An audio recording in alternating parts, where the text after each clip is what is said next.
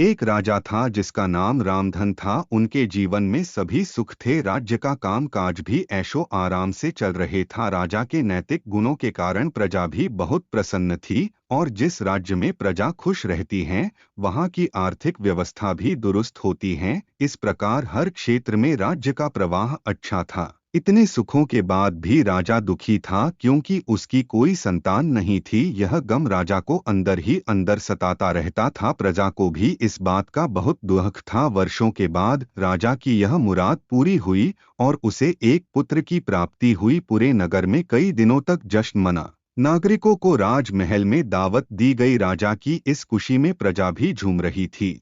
समय बीतता जा रहा था। राजकुमार का नाम नंदन सिंह रखा गया। पूजा पाठ एवं इंतजार के बाद राजा को संतान प्राप्त हुई थी, इसलिए उसे बड़े लाड़ प्यार से रखा जाता था। लेकिन अति किसी बात की अच्छी नहीं होती। अधिक लाड़ ने नंदन सिंह को बहुत बिगाड़ दिया था। बचपन में तो नंदन की सभी बातें दिल को लुभाती थी, पर बड़े होते होते यही बातें बदतमीजी लगने लगती हैं। नंदन बहुत ज्यादा जिद्दी हो गया था। उसके मन में अहंकार आ गया था। वो चाहता था कि प्रजा सदैव उसकी जय जयकार करे, उसकी प्रशंसा करें। उसकी बात ना सुनने पर वो कोलाहल मचा देता था। बेचारे सैनिकों को तो वो पैर की जुती ही समझता था। आए दिन उसका प्रकोप प्रजा पर उतरने लगा था। वो खुद को भगवान के समान पूजता देखना चाहता था। आयु तो बहुत कम थी, लेकिन अहम कई गुना बढ़ चुका था।